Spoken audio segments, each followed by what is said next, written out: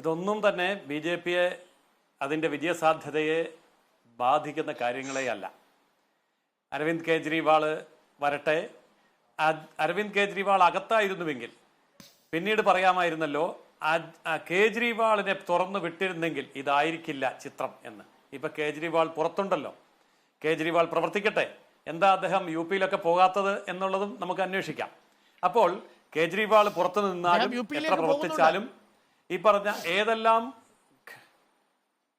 അതെ, അദ്ദേഹം യു പിയിലേക്കുള്ള പോക്ക് മാറ്റി വെച്ചിരുന്നു. പോകണം, തീർച്ചയായിട്ടും പോകണം.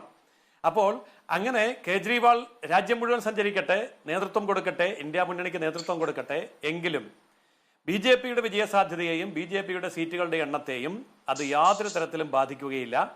കേജ്രിവാൾ പുറത്തു വരുന്നതും അദ്ദേഹത്തിന്റെ പ്രവർത്തനങ്ങളും ബി ജെ പിയെ കൂടുതൽ സഹായിക്കുകയുള്ളൂ, അതിന്റെ വിജയസാധ്യത വർദ്ധിപ്പിക്കുകയുള്ളൂ എന്നാണ് വ്യക്തമാകുന്നത്.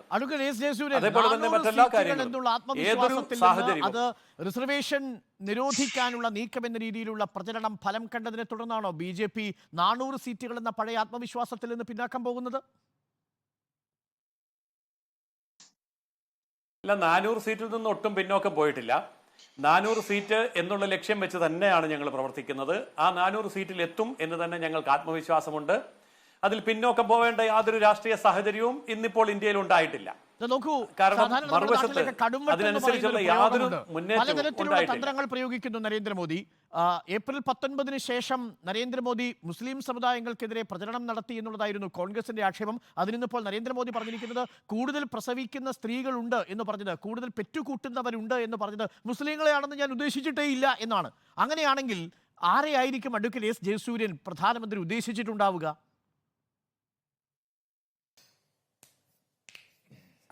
ഏതെങ്കിലും ഒരു മതവുമായോ ജാതിയുമായോ ബന്ധപ്പെടുത്താൻ എത്ര തീവ്രമായി ശ്രമിച്ചാലും അത് വിജയിക്കാൻ പോകുന്നില്ല. പറഞ്ഞ കാര്യങ്ങളിൽ മതമോ ജാതിയോ പറയണമെന്നുണ്ട് എങ്കിൽ, അല്ലെങ്കിൽ ആരെയെങ്കിലും അങ്ങനെ ഉദ്ദേശിക്കുന്നുണ്ട് എങ്കിൽ വളരെ കൃത്യവും വ്യക്തവുമായി പച്ചയ്ക്ക് പറയാൻ മടിയില്ലാത്ത ആളാണ് നരേന്ദ്രമോദി. അതുകൊണ്ട് തന്നെ വ്യക്തമാണ്, ഇത് ആരെയെങ്കിലും ഉദ്ദേശിച്ചുകൊണ്ടല്ല. അദ്ദേഹം പറഞ്ഞ ആ കാര്യം വ്യക്തമായി പറഞ്ഞു എന്ന് മാത്രമേ ഉള്ളൂ. അതിന് അങ്ങനെയുള്ള വ്യാഖ്യാനങ്ങളൊന്നും കൊടുത്തിട്ടൊരു കാര്യവുമില്ല. അത്തരം വ്യാഖ്യാനങ്ങൾ ഈ രാജ്യത്ത് ആരും ചെവിക്കൊള്ളാനും പോകുന്നില്ല. കാരണം അതൊക്കെ കേവലം രാഷ്ട്രീയമായിട്ടുള്ള ആരോപണജനകമായ ഒരു ഓട്ടമാണ് ബി ജെ പി അവസാന റൗണ്ടുകളിൽ നടത്തുന്നത്. നോക്കൂ, മുസ്ലിങ്ങൾക്കെതിരെയുള്ള വിദ്വേഷം എന്ന രീതിയിലുള്ള കോൺഗ്രസിന്റെ പ്രചരണം, അരവിന്ദ് കെജ്രിവാളിന്റെ വരവോടുകൂടി 75 വയസ്സ് എന്നുള്ള പ്രയോഗം, അതിൽ തന്നെ കൺവിൻസിംഗ് ആയ മറുപടി ഇപ്പോഴും നൽകാൻ സാധിച്ചിട്ടില്ല. 75 വയസ്സ് തികയുന്ന നരേന്ദ്രമോദി 2025 സെപ്റ്റംബർ 17 ശേഷം അധികാരത്തിലുണ്ടാകുമോ? അങ്ങനെ ഇല്ലെങ്കിൽ ആ ഗ്യാരണ്ടി ആരെ നടപ്പിലാക്കുമെന്ന ചോദ്യം നിങ്ങളുടെ ക്യാമ്പിൽ തന്നെ വലിയ രീതിയിലുള്ള ചർച്ചയായി മാറിക്കഴിഞ്ഞിരിക്കുന്നു. ഇപ്പോൾ ഓരോ നേതാക്കന്മാരെയും ഒഴിവാക്കി വൺ നേഷൻ വൺ ലീഡർ എന്ന നിലയിലേക്ക് നരേന്ദ്രമോദി വരുന്നു എന്നത് വീണ്ടും പരിഭ്രാന്തിയിലാക്കിയിരിക്കുന്നു. ഇതിനോടൊപ്പമാണ് കെജ്രിവാൾ നടപ്പിലാക്കി കാണിച്ച ഗ്യാരണ്ടി വരുന്നത്. അപ്പം മൊത്തത്തിൽ ഒരു വലിയ പരിഭ്രാന്തജനകമായ ഒരു അന്തരീക്ഷത്തിലാണ് ബി ജെ പി 4ാം ഘട്ടം പിന്നിട്ട് 5ാം ഘട്ടത്തിലേക്ക് പോകുന്നത് എന്നാണ് പൊതുവെയുള്ള നിരീക്ഷണം. ആ നിരീക്ഷണം തീർച്ചയായിട്ടും തെറ്റാണ്. പരിഭ്രാന്തി ഇപ്പോൾ കോൺഗ്രസിന്റെ പക്ഷത്താണ്. ഇപ്പൊ കേജ്രിവാളിനെ തുറന്നു വിട്ടു, കേജ്രിവാൾ പുറത്തേക്ക് വന്നപ്പോൾ രാഹുൽ ഗാന്ധിയും കോൺഗ്രസും അപ്രത്യക്ഷവും അപ്രസക്തവും ആയിക്കൊണ്ടിരിക്കുകയാണ്. കാരണം ഇനിയിപ്പോൾ ആരാണ് പ്രധാനമന്ത്രി സ്ഥാനാർത്ഥി?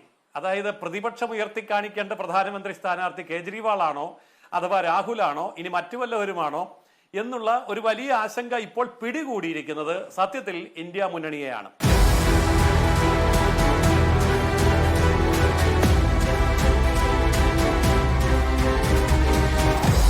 Debate with Arun Kumar.